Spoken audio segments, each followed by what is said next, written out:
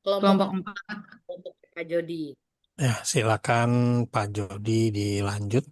Tapi sudah bagus ya untuk presentasinya. Artinya tidak ada gangguan dalam suara yang tadi didiskusikan rame-rame. Aman Pak, karena Aman dibantu ya. Pak Fir. Ya. Oh ya, oke. Di laptop Oke. saya kayak nggak masuk gitu tadi. Ya. Ya ya. Oke, silakan dilanjut biar semua bisa dengar ya. Oke, baiklah teman-teman, saya buka. Assalamualaikum warahmatullahi wabarakatuh. Waalaikumsalam warahmatullahi Waalaikumsalam. wabarakatuh. Yang terhormat Bapak dosen pengampu mata kuliah Filsafat Ilmu, serta teman-teman yang hebat dan saya banggakan. Puji syukur kita panjatkan kepada Tuhan Yang Maha Esa. Pada kesempatan ini kami kelompok 4 akan mempresentasi mata kuliah Filsafat Ilmu. Sebelum memasuki materi, izinkan saya sebagai moderator untuk membuka kegiatan presentasi hari ini. Bapak Ibu, saya punya pantun, tolong bilang cantik ya. Mm-mm. Kedengeran Bapak Ibu? Kedengaran Bu. Kedengaran, Bu. Bu. Ke kampus pagi membawa buku. Cantik. Cakep. Cantik Cantik. Ibu. Cantik Ibu Cantik. Ertati. Cantik, Bu Ih, Ertati. Terima kasih. Disimpan rapi dalam tas baru. Cantik. Ilmu berkembang tak pernah beku. Pasca Cantik. positivisme hadir memberi sudut pandang baru. Lagi ya Cantik. Bapak Ibu. Pergi mancing ke Empang. Cantik. Pulangnya membawa ikan. Cantik. Kami mau presentasi sekarang, kiranya Ayo. pertanyaan nanti bisa disampaikan. Siap. Siap. Kepada rekan pemateri, waktu dan tempat kami persilakan untuk menyampaikan materi pasca positivisme pada pertemuan kali ini. Silakan untuk Pak Jody. Oke, kami dari kelompok keempat akan mempresentasikan filsafat ilmu pasca positivisme. Next, Fir. Ya, ini terdiri dari 5 orang. Dengan saya Jody, ada Bu Mary, ada Bu Ertati tadi yang menjadi MC, ada juga Bu Dini, dan ada juga Bu Eni. Boleh di next. Ya, dengan latar belakang filsafat ilmu didominasi oleh aliran positivisme yang dipelopori oleh Auguste Comte, yang menekankan bahwa pengetahuan yang sah didasarkan pada fakta empiris yang diverifikasi secara objektif, menolak spekulasi metafisika. Positivisme logis kemudian berketat standar dengan verifikasi dan analisis logika dalam bahasa yang ketat. Pendekatan ini berhasil memajukan ilmu alam, tetapi mulai mendapat kritik tajam karena dianggap terlalu kaku meredukasi realitas dan mengabaikan peran subjektivitas nilai serta konteks sosial dalam proses ilmiah. Dan tujuannya itu ada juga untuk memahami definisi prinsip dan kritik pasca positivisme terhadap positivisme. Untuk menganalisis pandangan pasca positivisme, adanya juga tentang hubungan teori fakta dan konsep pengetahuan sebagai konsep sosial. Untuk menguraikan kontribusi sentral Karl Popper dan Thomas Kuhn, disinggung juga dengan adanya kerangka pasca positivisme. Untuk mengetahui implikasi pasca positivisme terhadap metodologi ilmiah, terutama dalam mendorong pendekatan kualitatif. Bisa dilanjut. Ya, kami juga akan membahas masalah-masalahnya yang dari pertama ada apa definisi dan prinsip pasca apa filsafat ilmu pasca positivisme serta bagaimana mengkritisi positivisme. Lalu yang kedua ada bagaimana pandangan pasca positivisme mengenai hubungan antara teori dan fakta dan bagaimana pengetahuan ilmiah dipandang sebagai konstruksi sosial. Lalu ada bagaimana kontribusi tokoh-tokoh kunci seperti Karl Popper dengan konsep pasabilitas dan Thomas Kuhn dengan perubahan paradigma dalam membentuk pasca positivisme. Lalu yang ada yang keempat, apa implikasi metodologis pasca positivisme khususnya dalam mendorong pendekatan kualitatif dalam ilmu sosial. Oke, next.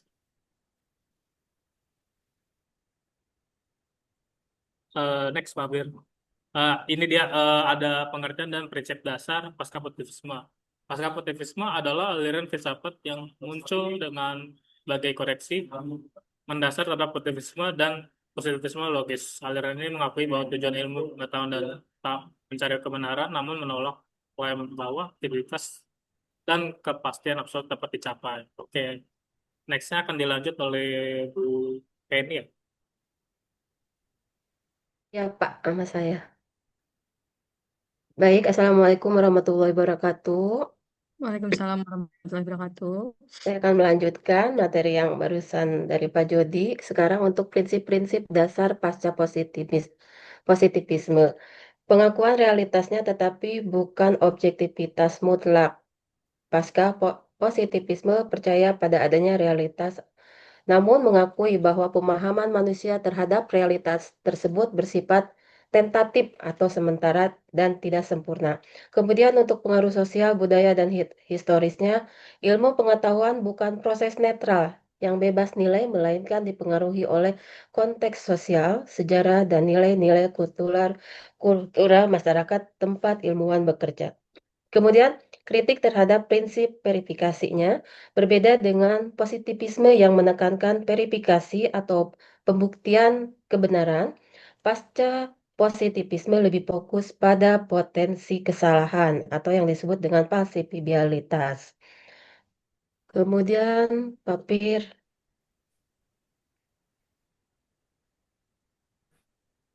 Kemudian positivisme dan perkembangannya. Yang pertama, positivisme sosial.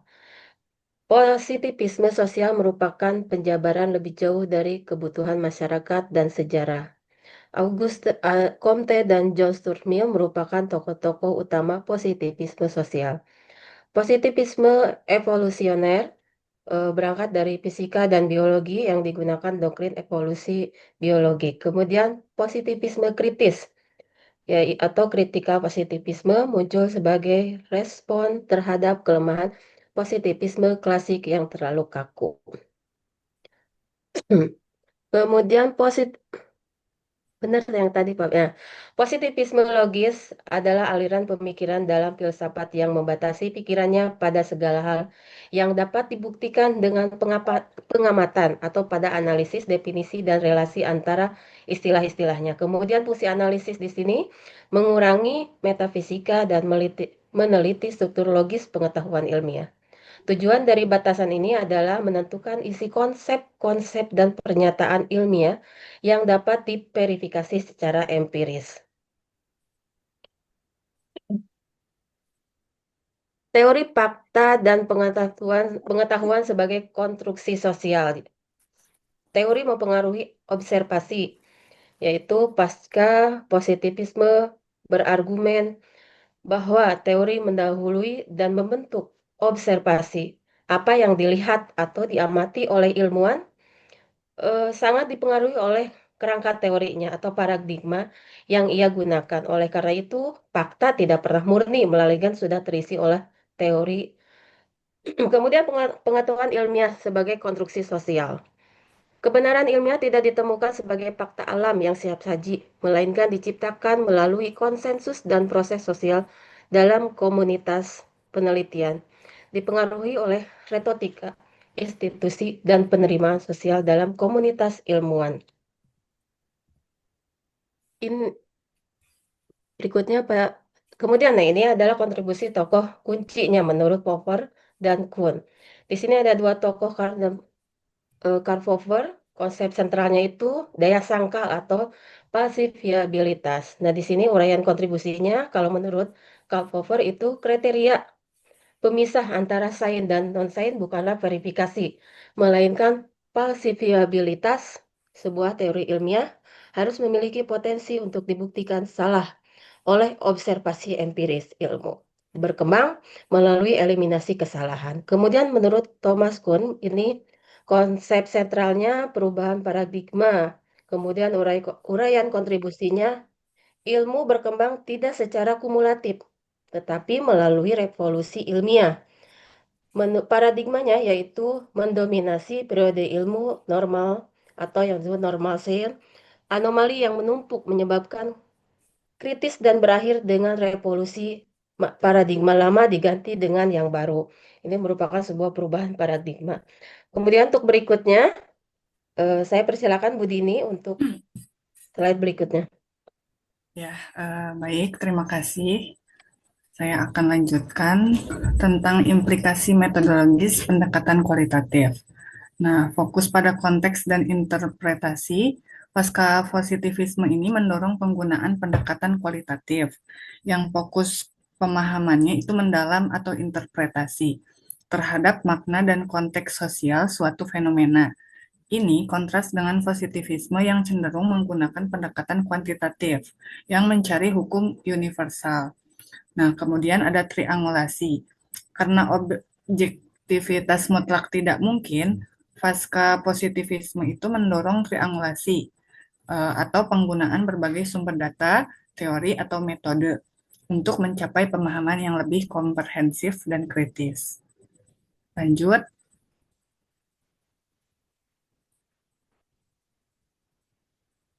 Nah, adapun kritik Karl Popper terhadap positivisme logis itu yang pertama, kritik terhadap prinsip verifikasi. Nah, kaum positif logis menekankan bahwa suatu pernyataan ilmiah harus dapat diverifikasi melalui pengalaman atau observasi.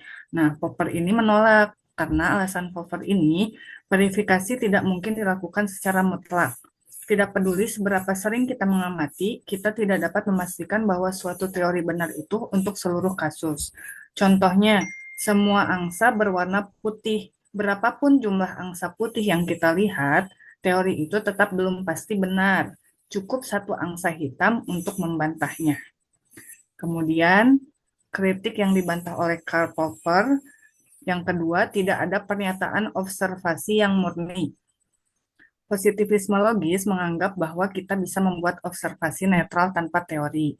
Popper menolak hal ini. Alasannya, yang pertama, observasi selalu dipandu oleh teori. Cara kita melihat fakta sudah dipengaruhi oleh konsep, bahasa, dan asumsi tertentu. Jadi tidak ada data murni yang berdiri sendiri tanpa interpretasi. Kemudian yang ketiga, positivisme logis terjebak pada induksi. Positivisme logis bergantung pada induksi. Menarik kesimpulan umum dari banyak kasus khusus, Popper mengkritik induksi tidak logis karena tidak ada jaminan bahwa masa depan akan selalu sama dengan masa lalu. Ilmu tidak berkembang melalui penguatan atau verifikasi, tetapi melalui pengujian keras untuk membantah teori. Kemudian, yang keempat yang dibantah oleh Karl Popper itu ilmu pengetahuan bukan kumpulan pernyataan benar. Positivis logis ingin membangun ilmu sebagai kumpulan pernyataan yang benar secara empiris. Popper menolak itu karena ilmu justru berkembang ketika teori berani membuat prediksi dan terbuka untuk salah. Terus, alasan yang berikutnya, teori ilmiah tidak pernah benar secara absolut, yang ada hanya belum terbantahkan.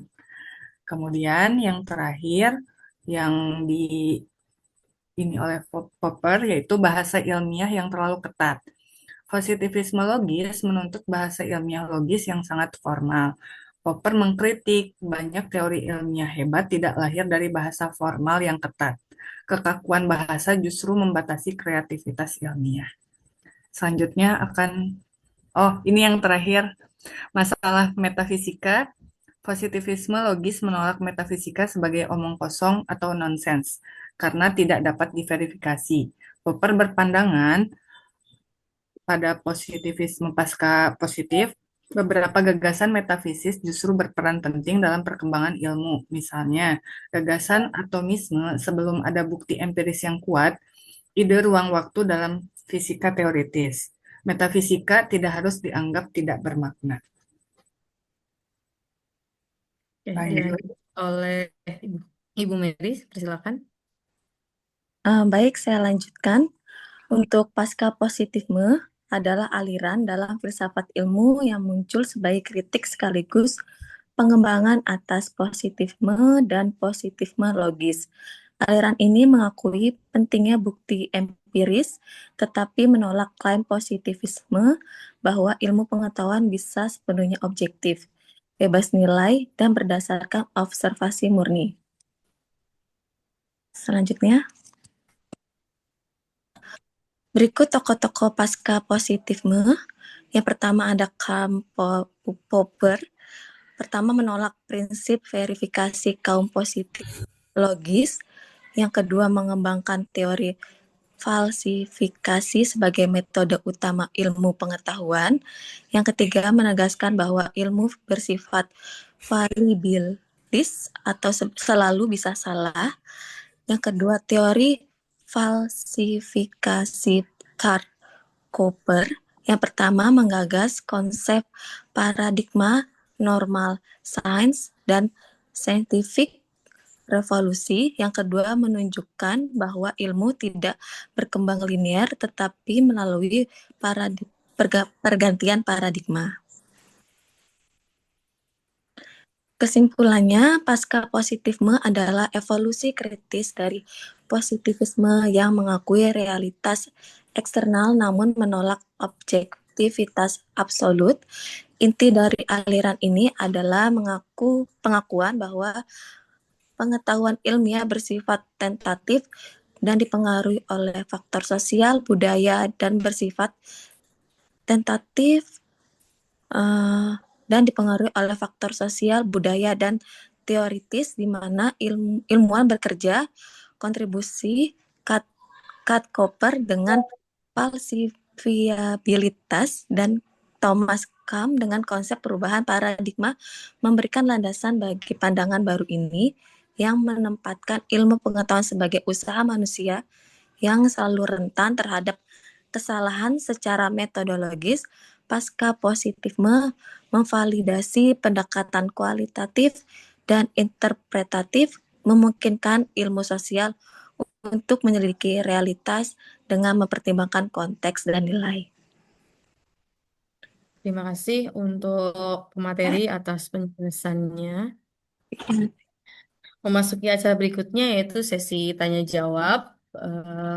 Bagi teman-teman yang ingin mengajukan pertanyaan, persilakan.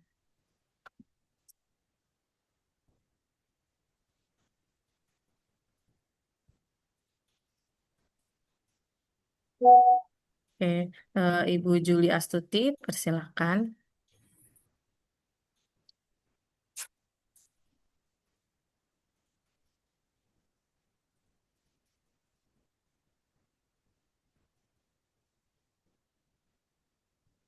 Maaf Ibu, itu dulu dibuka dulu audionya.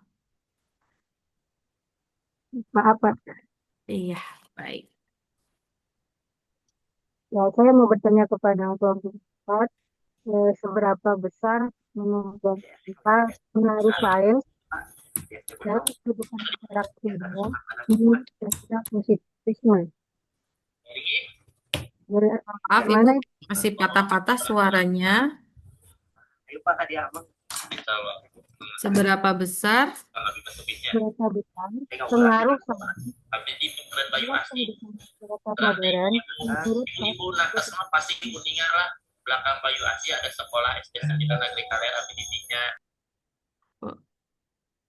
bagaimana Ibu? Sudah jelas? seberapa besar pengaruh sains dalam apa Bu? Kehidupan masyarakat modern Kehidupan menurut masyarakat. ya kehidupan masyarakat modern menurut pasca positivisme.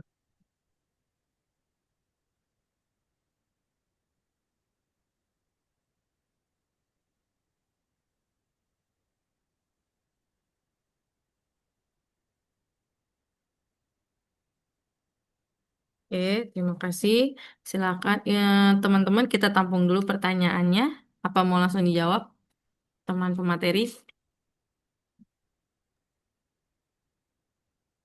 Ditampung Satu dulu aja aja. Bu R tadi. Oke, baik kita tampung dulu. Silakan Ibu Ardona.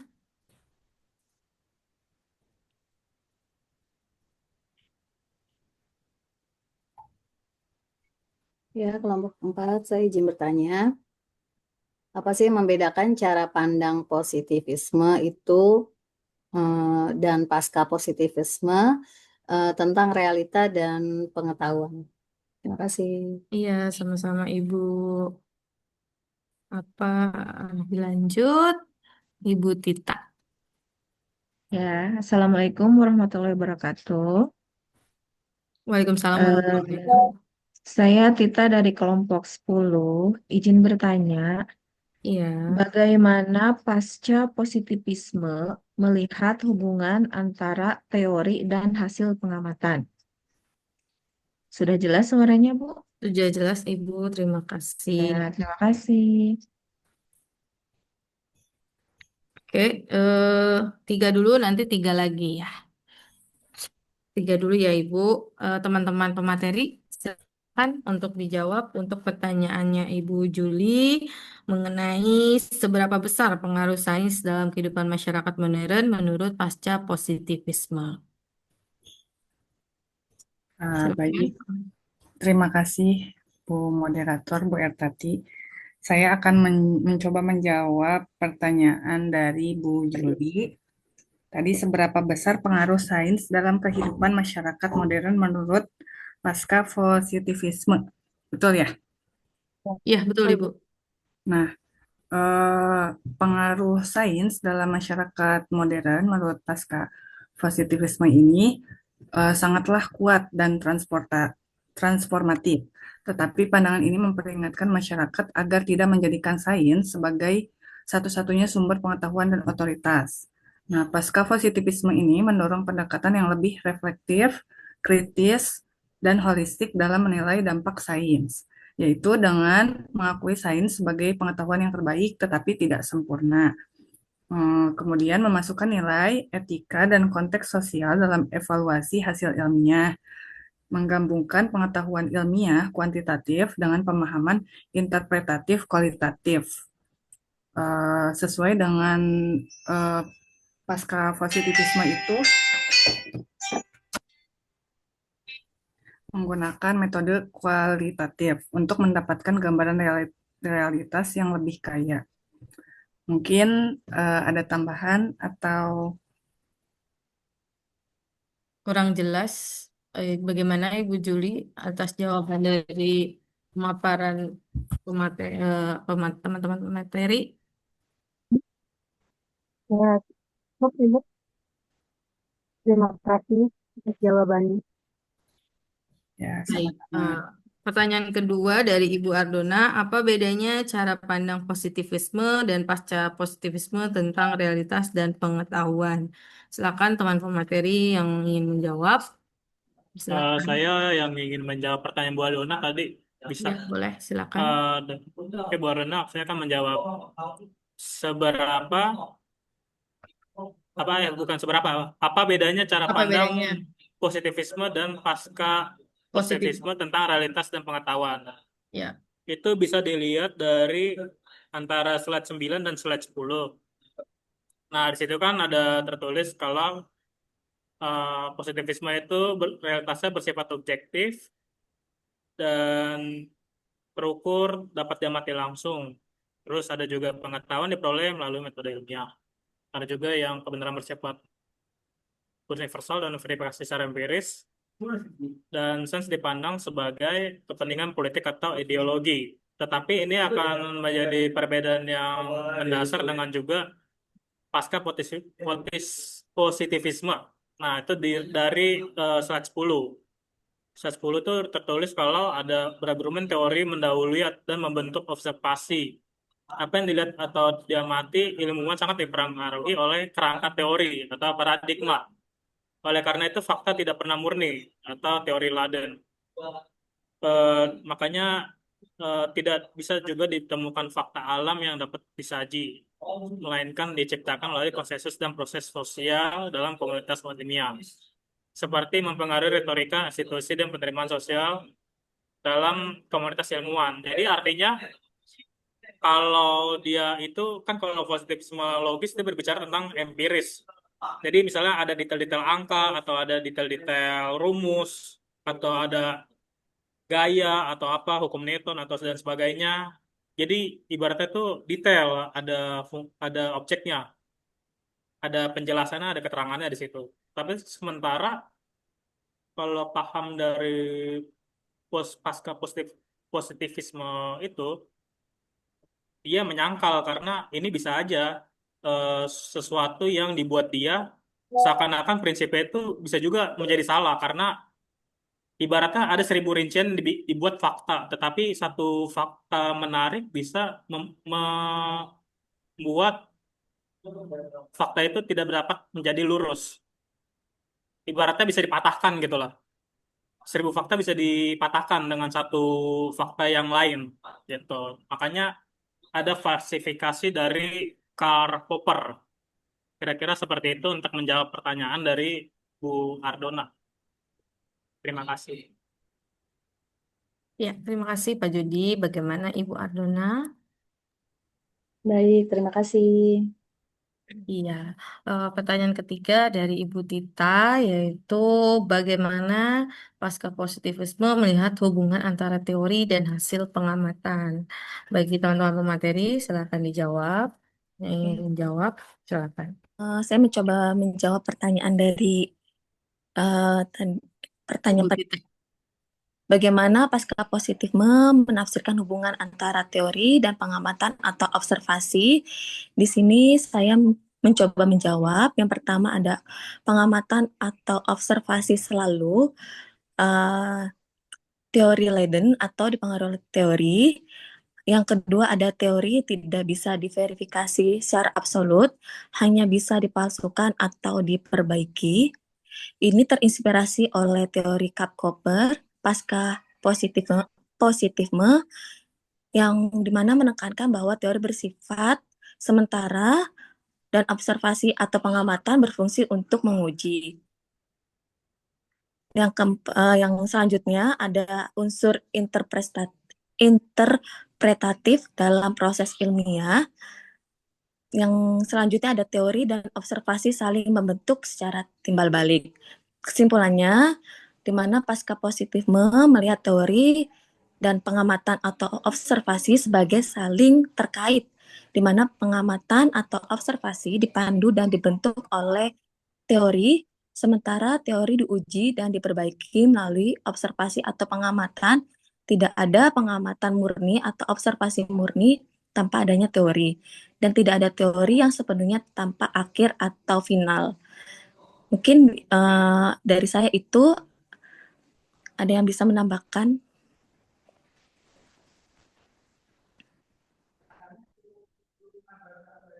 Bagaimana? Ibu Tita sudah jelas atau ada teman-teman yang ingin menambahkan? Silakan. Sudah, Bu. Terima kasih. Sama-sama Ibu Tita. Selanjutnya dibuka lagi pertanyaan sesi kedua. Ibu Zukrufurrahmah. Silahkan. Ya, baik. Terima kasih. Saya ingin bertanya. Ibu maaf suaranya Oh, kecil Ibu. kecil banget ya? Iya. Apakah sekarang terdengar? Masih Masih kecil kecil. Ibu. Masih kecil. Tes. Masih kecil banget ya, Bu? Iya, sudah jelas Ibu. Sudah lebih jelas? Sudah. Nah, baik. Baik, terima kasih, Ibu. Saya izin bertanya. eh, Jika misalnya ya ketika penelitian itu ilmuwan data yang dilakukan oleh ilmuwan itu penelitiannya bertentangan dengan nilai-nilai masyarakat. Hmm. Kira-kira apa yang harus dilakukan oleh ilmuwan tersebut? Itu, Ibu. Oke, terima kasih Ibu. Sama.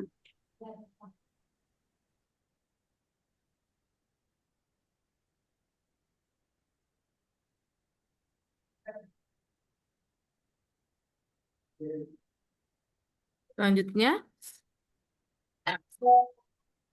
ada yang ingin bertanya lagi? Bu Ardona ingin bertanya kembali.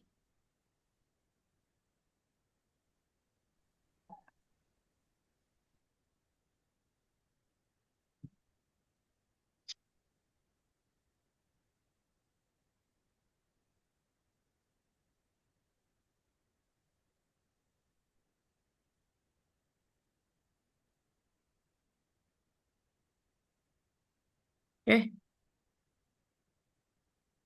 Masih dibuka sesi tanya jawabnya. Bapak Ibu, silakan bertanya mengenai pasca positivisme.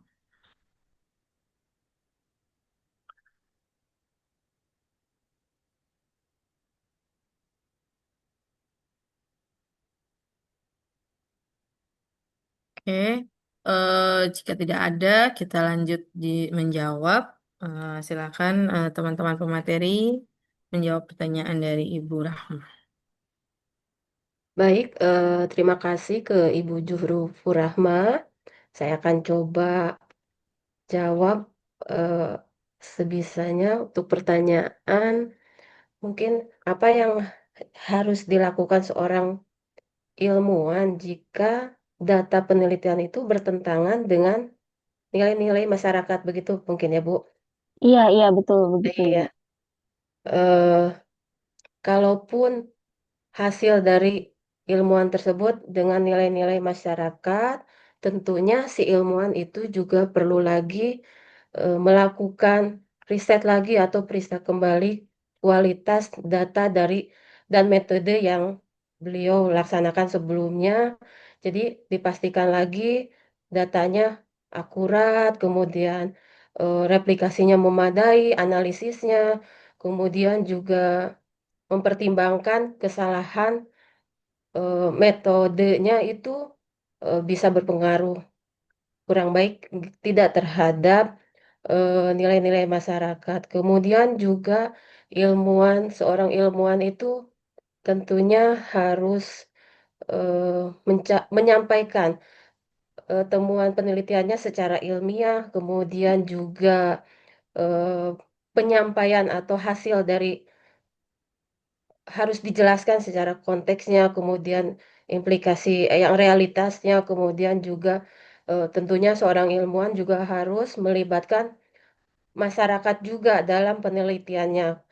Harus mendengarkan kekhawatiran masyarakat terhadap hasil nanti penelitiannya. Kemudian komunikasi antara komunikasi dua arah yaitu antara kepercayaan dan menguranginya resistensi. Kemudian bahasanya juga tentunya eh, jangan sampai ada miskomunikasi dengan masyarakat.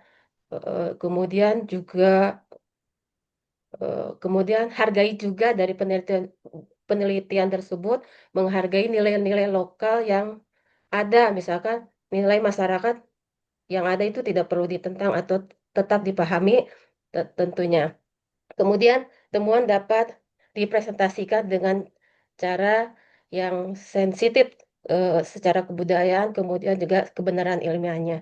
Mungkin itu saja, teman-teman yang lain bisa menambahkan. Terima kasih.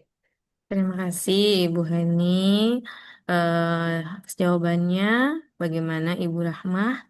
Iya, terima kasih Ibu Heni. Jadi artinya ketika ilmuwan melakukan sebuah penelitian, kemudian hasilnya atau data-datanya itu masih bertentangan dengan masyarakat, berarti si ilmuwan itu harus mengkaji ulang kembali gitu ya, apakah sudah Betul, Bu. sesuai prosedurnya dari metodenya, kemudian budaya-budayanya juga dianalisis kembali apakah sudah Betul. sesuai ya. Artinya Iya, harus dikaji ulang kembali dan dianalisis lagi itu ya, seperti itu ya Ibu ya. setuju, Bu. Iya, Terima betul. kasih, Bu Heni. Iya. Ya, selanjutnya masih dibuka lagi sesi tanya jawab Bapak Ibu.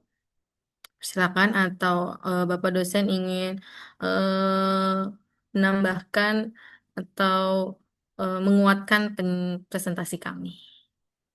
Baik, nanti saya terakhir akan coba menguatkan ya mengenai pembelajaran kita tentang pasca positivisme ini ya.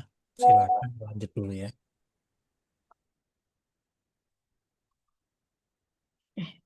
Silakan Ibu Eha Solihat. Ya, mohon maaf, terima kasih. Izin apa ya, menyambung dari yang tadi.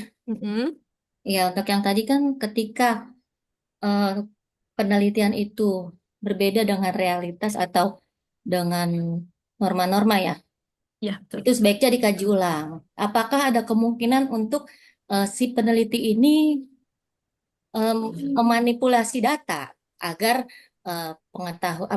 penelitian itu sesuai dengan norma-norma atau yang ada di masyarakat. Gitu. Ini lanjutan dari yang tadi ya, bukan Oh, pertanyaan tambahan ya. Ya khawatir ketika ini tidak sesuai nih dengan norma dengan norma-norma di masyarakat, akhirnya penelitian itu dimanipulasi gitu. Misalnya nih ya, penelitian tentang pendidikan seks misalnya ya, ini kan bertentangan dengan nilai budaya. Nah, akhirnya ketika penelitian itu seharusnya memang itu kenyataannya gitu loh. Tapi ternyata memang ketika bertentangan dengan nilai budaya, jadi dimanipulasi gitu oleh si peneliti. Apakah begitu atau gimana? Terima kasih. Menyambung ya dari yang tadi. iya. Oke. Terima kasih Bu Eha. Mungkin ada yang ingin nambahkan teman-teman pemateri? Saya ingin coba menjawab kalau manipulasi itu pasti ada. Makanya pasti para penemu dan juga para pembimbing juga biasanya akan memvalidasi dulu. Jadi kan ibaratnya itu kan struktur materinya itu nggak langsung tiba-tiba muncul. Jadi ada filter-filternya dulu yang dari kan nggak mungkin seperti sekarang kita tuh membahas ilmu biologi kan bagaimana. Dulu kan mungkin agak susah juga gitu mencari tahu apa organisme hidup itu seperti apa. Ya mungkin agak hampir mustahil lah. Ibaratnya kayak membedah manusia gitu kan. Nggak boleh langsung dari hidup-hidup gitu. Mungkin dari yang bekas-bekas mati gitu. Jadi divalidasi dulu. Yang bisa dibedah paling yang dari mayat-mayat itu, Bu. Makanya bisa dicari tahu di misalnya bagian pencernaan, bagian sistem tubuh dan sebagainya gitu. Kalau menurut saya sih sepertinya seperti itu. Divalidasi dulu, tetapi walaupun ada data manipulasi tetap bisa dicari tahu dan bisa dipikir. Apalagi di era sekarang lebih lebih sulit sih justru dimanipulasi. Ya, terima kasih Pak Jody. Bagaimana Ibu Eha atas pemaparan teman-teman kami? Ya, berarti untuk penelitian ini ya peneliti pasti memberikan hasil penelitiannya dengan apa adanya ya, yang kualitatif gitu ya, sesuai dengan keadaan yang ada di masyarakat dengan memvalidasi segala macam. Jadinya memang penelitian itu ya sudah penelitian, jika memang tidak berterima atau tidak sesuai dengan nilai-nilai masyarakat ya berarti nggak bisa dimanipulasi juga gitu. Ya, Iya, betul. ya, makasih. Iya, sama-sama. Makasih, Bu Terima kasih, Bu Eha. Eha. Masih ada lagi yang ingin bertanya, Bapak Ibu?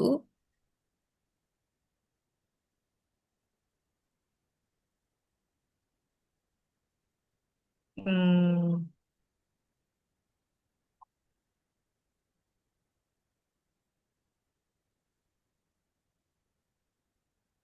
Halo Bapak Ibu.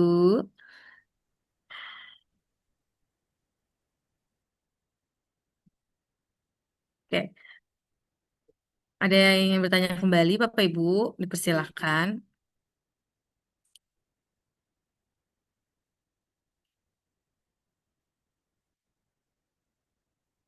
Oke, jika tidak ada, mohon izin, Bapak dosen bisa menguatkan pendapat atau argumen dari presentasi kelompok kami mengenai pasca positivisme.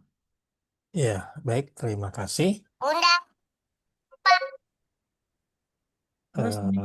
Saya coba lanjutkan, Bapak dan Ibu sekalian. Kita bicara soal pasca positivisme di dalam aliran filsafat itu sendiri, Bapak dan Ibu. Nah, tadi sudah dikembangkan, sudah didiskusikan bahwa pasca positivisme itu adalah aliran dalam filsafat ilmu yang berkembang setelah positivisme, di mana dianggap tidak positivisme ini tidak lagi cukup untuk menjelaskan realitas secara menyeluruh. Makanya muncul paham pasca positivisme ini. Nah, dari Bapak dan Ibu diskusikan tadi sebetulnya ada prinsip filsafat ilmu pada pasca positivisme itu sendiri. Jadi kalau kita coba tarik kesimpulannya, maka akan ada 3. Oh ya, Bapak dan Ibu, suara saya terdengar? Dengar, Kedengeran, Pak. Pak. Dengar ya, karena nanti saya bicara sendiri tiba-tiba nggak kedengar gitu ya.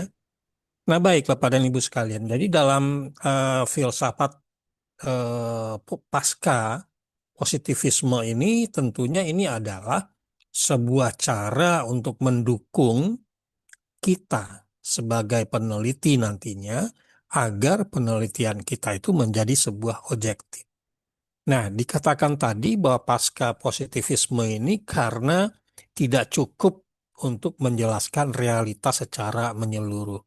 Artinya, tentu ada pertimbangan-pertimbangan yang dilakukan oleh para peneliti ataupun siapapun yang akan masuk ke dalam meneliti.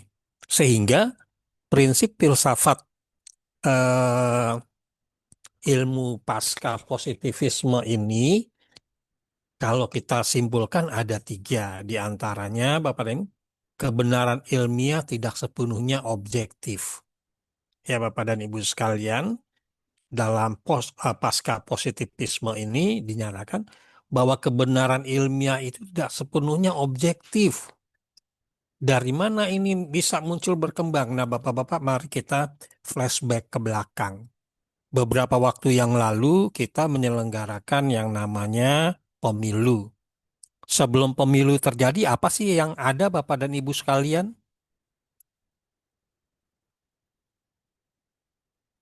Musyawarah Sebelum, mungkin, Pak.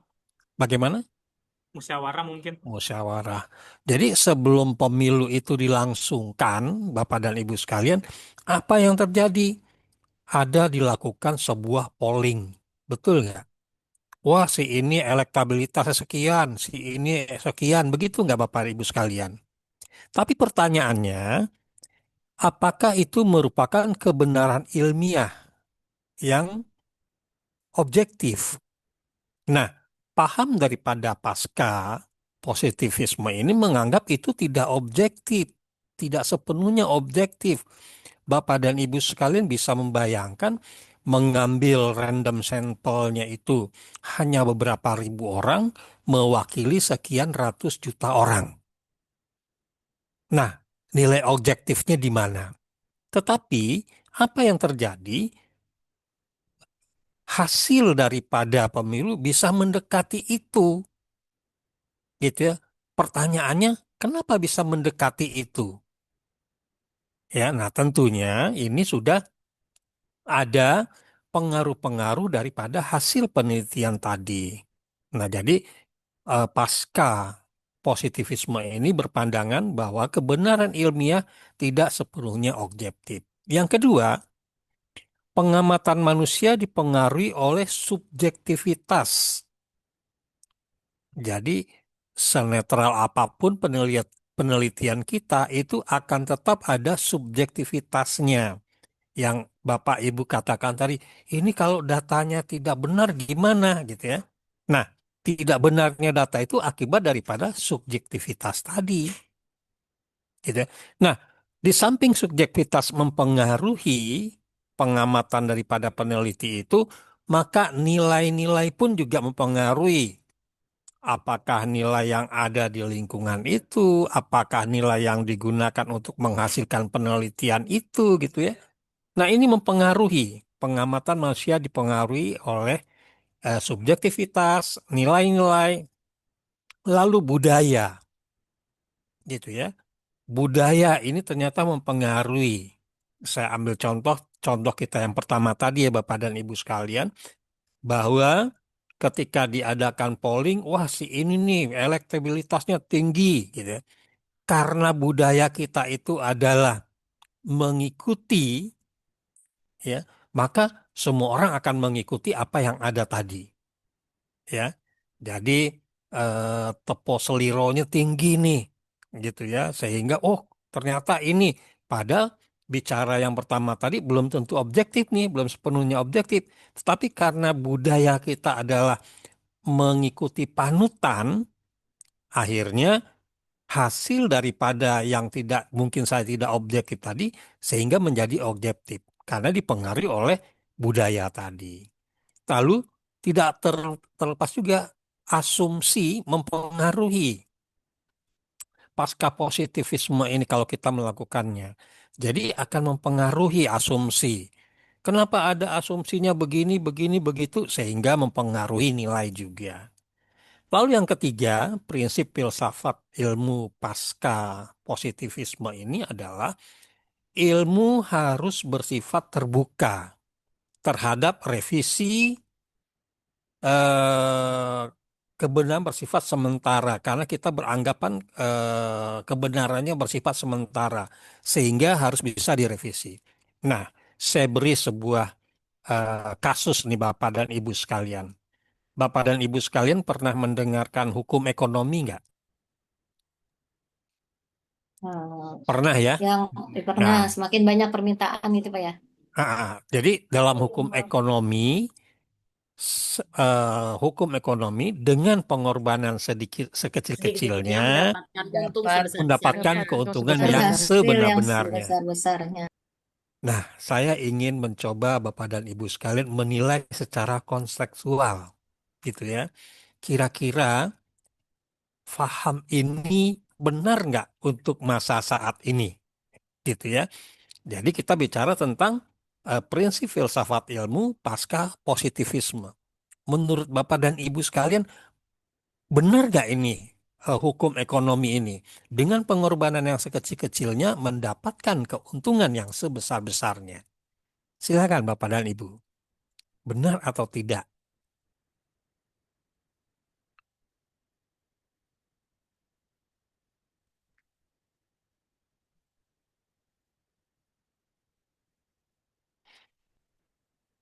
Kira-kira ada yang punya pandangan hukum ini benar apa tidak?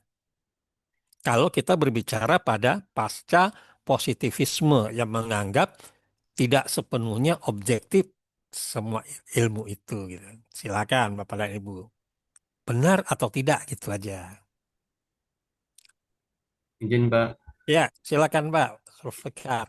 Ya, terima kasih Pak.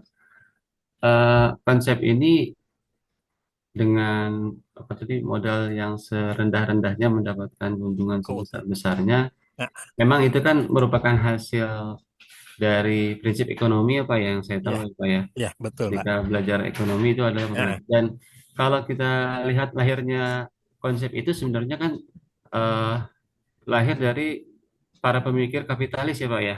Iya, Maaf kalau ada yang kurang ya Pak ya. Jadi pemikir-pemikir kapitalis ya yang dulu terjadi pada zaman revolusi industri itu ya, bagaimana dia memanfaatkan teknologi hingga berpikir bagaimana terutama di basis-basis kolonial itu Pak. Jadi dengan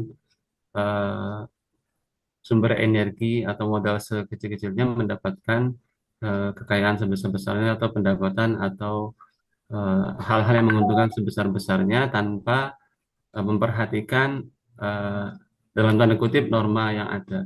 Memang secara sepintas memang teori ini merupakan teori ekonomi yang sangat menguntungkan gitu. Tetapi dalam perjalanan ternyata memang teori ini dipertanyakan selanjutnya gitu ya. Sampai walaupun masih ada juga penggunaan teori ekonomi ini di dalam kehidupan dunia ini ya, di dalam kenegaraan negara lain, tapi sudah mulai berkurang dengan adanya catatan bahwa tidak lagi teori ini memperhatikan konsep kemanusiaan gitu. Salah satunya Pak ya, konsep kemanusiaan. Konsep kemanusiaan di sini adalah bahwa karena dalam proses ekonomi ini kan melibatkan manusia di dalamnya, bukan hanya mesin gitu ya, bukan hanya mesin ataupun teknologi dari kalau sekarang teknologi AI dan lain-lain gitu ya. Tapi juga melibatkan manusia, dan manusia itu kan memiliki nilai-nilai perasaan atau nilai-nilai kemuliaan lah gitu Pak ya. Nah, di sinilah akhirnya catatan-catatan yang hadir yang memberikan teori ekonomi ini banyak kritikan gitu. Dan sekarang itu justru banyak berkembang adalah ekonomi yang dan tanda tanya ya, ekonomi yang mulai dikembangkan oleh negara-negara terutama di Timur Tengah atau Afrika ya. Itu negara dengan motif ekonomi eh, berkemanusiaan gitu. Maksudnya berkemanusiaan di sini adalah tidak lagi berpikir bagaimana mendapatkan hasil sebesar-besarnya dengan modal serendah-rendahnya, tapi justru bagaimana bisa melibatkan memanusiakan manusia itu sendiri. Gitu. Jadi secara umum bahwa teori yang tadi Bapak sempat tanyakan ekonomi itu ya telah terjadi pergeseran dengan melihat unsur-unsur lain ya pertimbangan-pertimbangan lain yang ternyata memang membuat sebuah realitas berubah ya dengan adanya pertimbangan-pertimbangan lain. Itu saja, mohon maaf Pak nanti atas kekurangan tanggapan. Terima kasih. Terima kasih Pak Zulfakar. Nanti Bapak dan Ibu sekalian diingat-ingat apa yang disampaikan Pak Zulfakar. Saya akan melanjutkan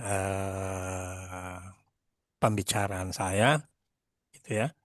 Apa yang disampaikan Pak Zulfakar tadi sudah sangat jelas ya, bahwa ternyata teori ini di dalamnya terjadi yang namanya eksploitasi. Bagaimana orang dengan modal kecil sekecil-kecilnya bisa mendapatkan keuntungan yang sebesar-besarnya.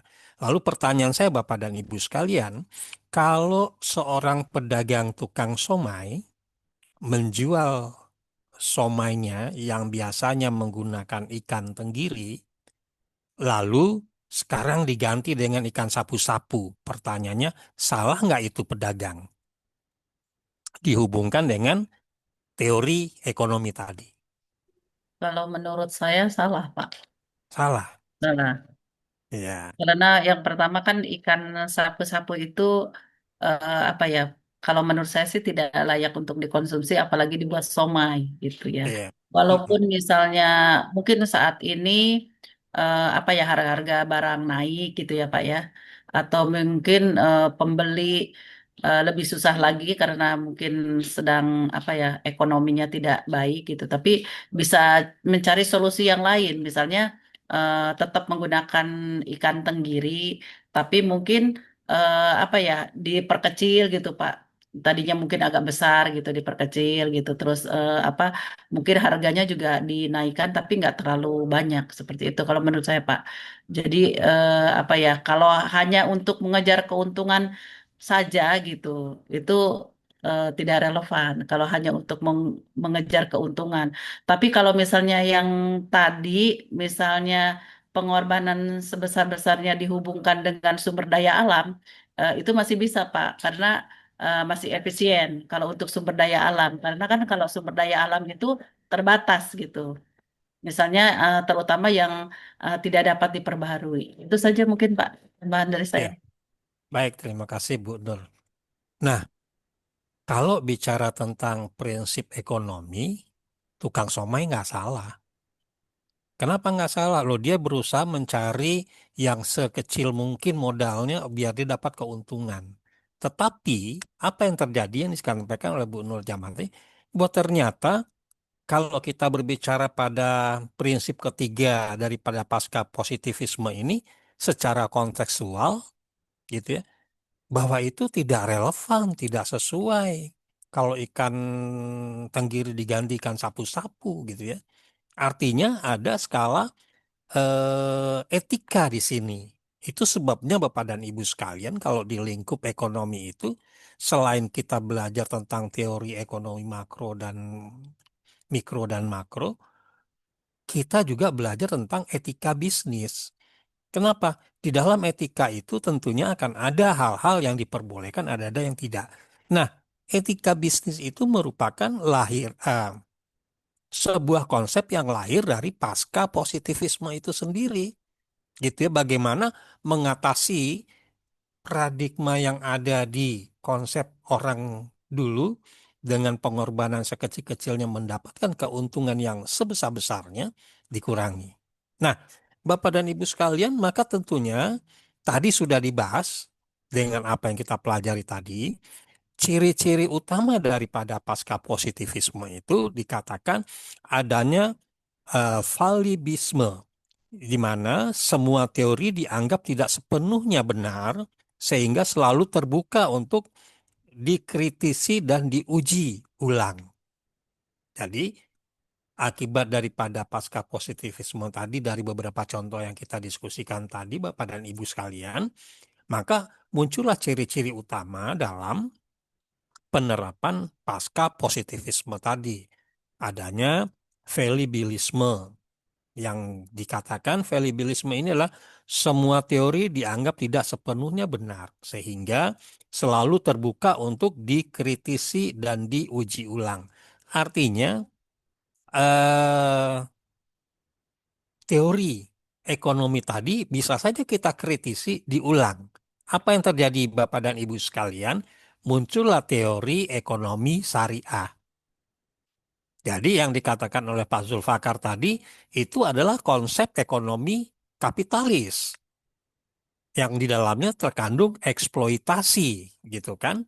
Nah, akibat daripada itu dikritisi, muncul di negara-negara Arab, kata Pak Zulfakar tadi, muncul sistem ekonomi baru yang sering kita sebut dengan sistem ekonomi syariah tadi, di mana adanya tingkat penghargaan antara pelaku ekonomi itu sendiri. Lalu Bapak dan Ibu sekalian, ciri utama yang kedua dari pasca positivisme ini adalah kontekstual, bahwa kebenaran itu dipengaruhi oleh waktu, oleh tempat, dan diuji dan kondisi sosial. Jadi satu teori bisa mungkin benar pada masa lalu, belum tentu benar pada masa sekarang, karena adanya waktu mempengaruhi, tempat mempengaruhi, waktu sosial mempengaruhi, kondisi sosial mempengaruhi. Lalu yang ketiga, Bapak dan Ibu sekalian, ciri utama pasca positivisme ini bahwa pendekatan penelitian itu mengarah pada multimetode, di mana dalam penelitian data dikumpulkan dari berbagai metode secara kuantitatif dan secara kualitatif. Yang kuantitatif itu digunakan kuesioner, yang kualitatif itu biasanya menggunakan wawancara untuk memahami fenomena secara menyeluruh. Jadi secara kuantitatif, secara kualitatif kita coba ungkap. Lalu yang juga menjadi ciri utama pasca positivisme ini adalah interaksi subjek-objek, di mana peneliti tidak sepenuhnya netral, dan hubungannya dengan objek penelitian dapat mempengaruhi hasil. Contoh kayak saya katakan tadi Bapak dan Ibu sekalian, kalau udah menjelang pemilu tuh akan ada yang namanya polling untuk si A, polling untuk si B, polling untuk partai A, polling untuk partai B. Itu dalam rangka mencoba mempengaruhi. Kenapa mempengaruhi? Ya karena tidak objektif tadi. Jadi ada subjektif. Artinya yang dikatakan interaksi subjektif-objektif ini melahirkan kebenaran. Penelitian tidak sepenuhnya netral, gitu ya. Jadi kalau ada yang memesan si A, maka si A jadi menang. Kalau si B memesan, si B juga menang. Memesan apa? Memesan penelitian tentunya. Nah, ini Bapak dan Ibu sekalian mengenai filsafat ilmu pasca positivisme, kita tinjau dari penerapan ilmu itu sendiri. Nah, Bapak dan Ibu sekalian, saya ingin memberikan sebuah kasus nih. Tapi kira-kira keburu nggak ya kalau kita bahas sekarang kasusnya? Kasusnya begini Bapak dan Ibu sekalian, mungkin bisa dicatat. Seorang peneliti, ya, jadi seorang peneliti ingin menilai efektivitas penggunaan aplikasi belajar. Oke, Bapak dan Ibu sekalian, saya ulangi. Seorang peneliti ingin menilai efektivitas penggunaan aplikasi belajar. secara daring. Ya, aplikasi belajar secara daring. Dalam meningkatkan prestasi siswa. Nah, dalam konteks pasca positivisme, penelitian ini dilakukan dengan mempertimbangkan faktor-faktor sosial, budaya, dan ekonomi yang mempengaruhi hasilnya. Nah, Bapak dan Ibu sekalian, mohon dibuatkan nanti resumenya pernyataan ini secara valibilisme seperti apa nih yang Ibu ingin persiapkan, Bapak ingin persiapkan. Secara kontekstual apa nih yang ingin dipersiapkan. Atau sudut pandang apa bisa melihat fase kontekstualnya. Gitu ya. Kemudian pendekatan multimetodenya seperti apa nih, gitu ya. Nah ini nanti coba dikembangkan. Lalu interaksi subjektif objektifnya seperti apa nih kalau kita melihat daripada kasus yang tadi saya bacakan. Kemudian hasil yang bisa didapatkan apa nih dari keempat hal atau ciri khusus dari pasca positivisme tadi. Nah, itu Bapak dan Ibu sekalian, mungkin besok, minggu depan sebelum kita mulai, kita coba buka dulu mengenai catatan kasus kita dalam dunia pendidikan tentunya, Bapak dan Ibu sekalian. Sampai di sini ada pertanyaan Bapak dan Ibu sekalian, silakan. Rio, mohon maaf, boleh diulang tadi contoh kasusnya? Oh Maaf. gitu. Iya, terima Atau kasih. begini saja, begini.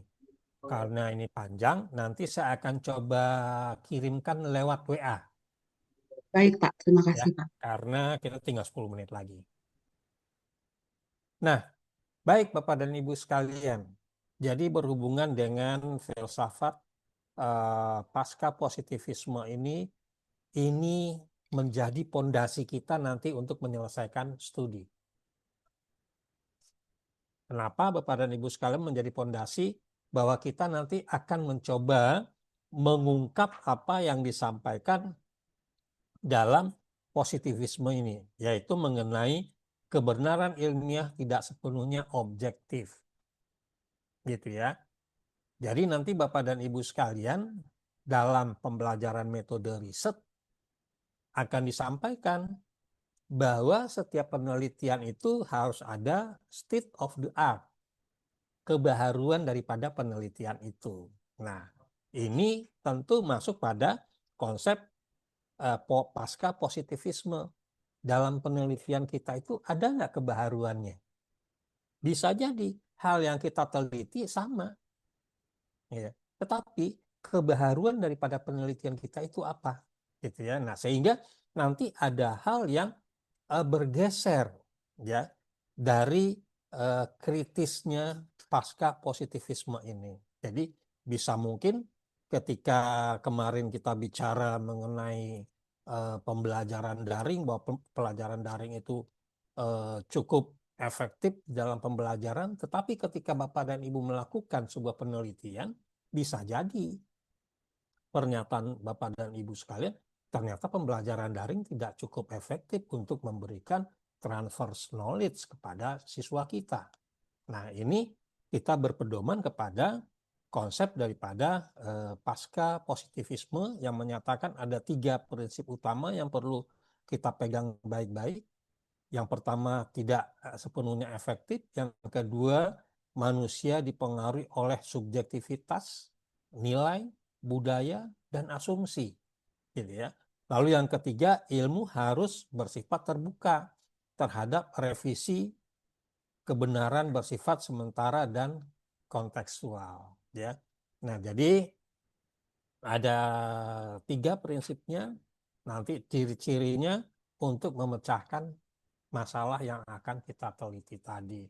Sehingga faham yang disampaikan tadi betul-betul menjadi sebuah dasar yang seperti Bapak Ibu katakan, menjadi sebuah dasar dalam sebuah menilai sesuatu di dalam melakukan pembuktian. Demikian Bapak dan Ibu sekalian, silakan mungkin jika ada yang ingin menambahkan akan lebih baik, silakan.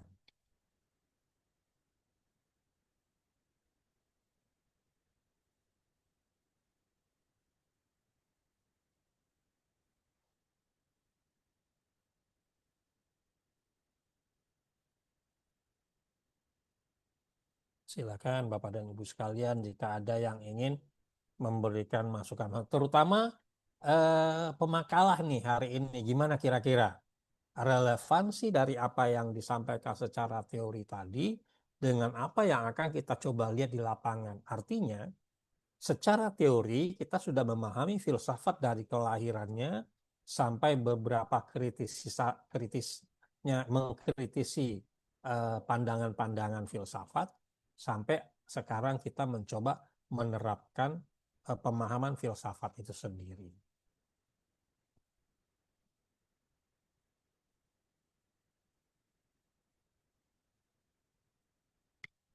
Jadi Bapak dan Ibu sekalian, di samping tadi ada teori-teori, dikatakan tadi juga falsifikasi gitu ya.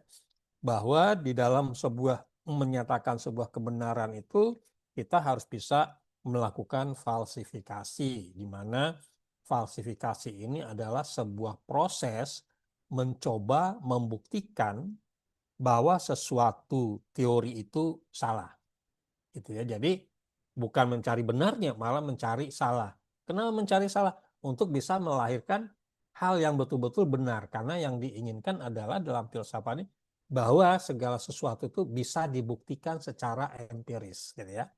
Lalu yang kedua, verifikasi. Jadi ada dua hal, ada falsifikasi, ada verifikasi.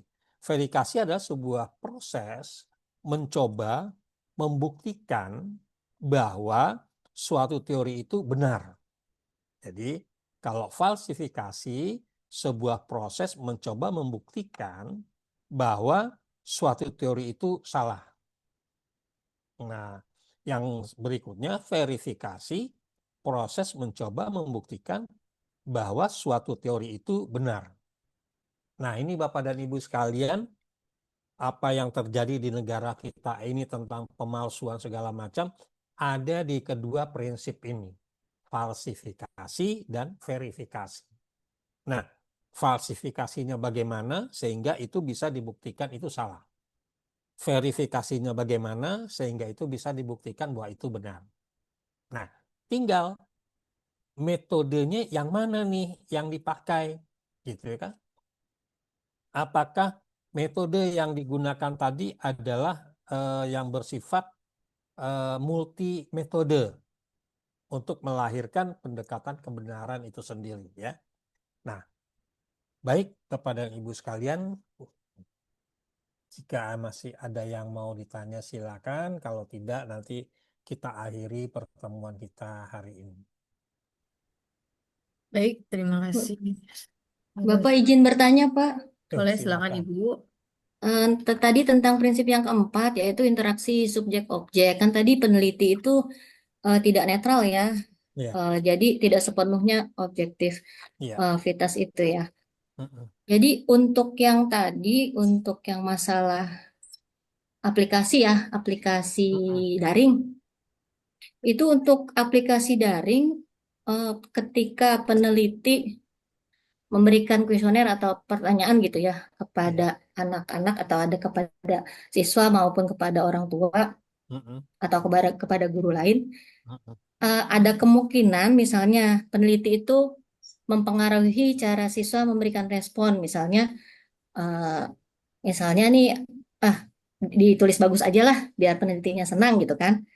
Terus mungkin juga ada bias juga, misalnya oh kalau kita pakai teknologi itu kayaknya keren deh, modern deh gitu kan. Jadi hasilnya positif. Terus ada juga eh, tentang masyarakat itu budaya, misalkan ya itu kalau misalkan tahu teknologi itu keren deh. Itu nggak apa-apa itu Pak begitu. Nah, itu sebabnya Bapak Ibu EH, ciri utama daripada pasca positivisme itu adalah terjadinya interaksi antara subjektif dengan objektif tadi. Bahwa dalam satu kasus yang kita teliti akan muncul subjektif dengan objektif. Objektif dia akan menjawab sebenar-benarnya. Subjektif, nah seperti yang Ibu Eha bilang tadi, wah ini kalau kita jawabnya oke, berarti keren nih kita, gitu ya. Nah, disinilah letak peneliti untuk bisa meluruskan kalau dia ingin mendapatkan sebuah penelitian. Dan jangan salah, ketika kita membuat kuesioner misalnya Bapak dan Ibu sekalian, kuesioner ada panduannya agar kuesioner itu dianggap valid. Pertama, kuesioner itu tidak boleh ambigu. Jadi ketika dia melahirkan sebuah pertanyaan akan bisa menjadi multi jawaban. Itu ambigu. Gitu kan? Lalu yang kedua, kuesioner nggak boleh berpihak. Dia harus rata. Gitu, tidak boleh berpihak.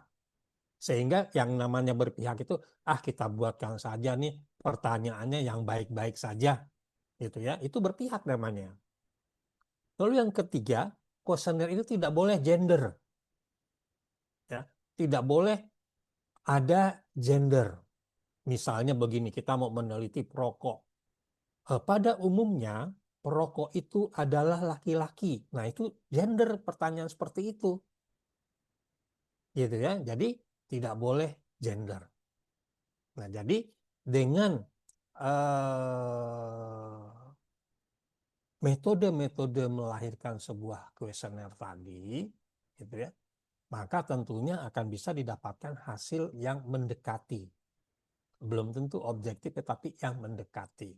Ya, jadi tidak boleh multi tafsir kita membuat pertanyaan, tidak boleh berpihak, tidak boleh mengarahkan, gitu ya.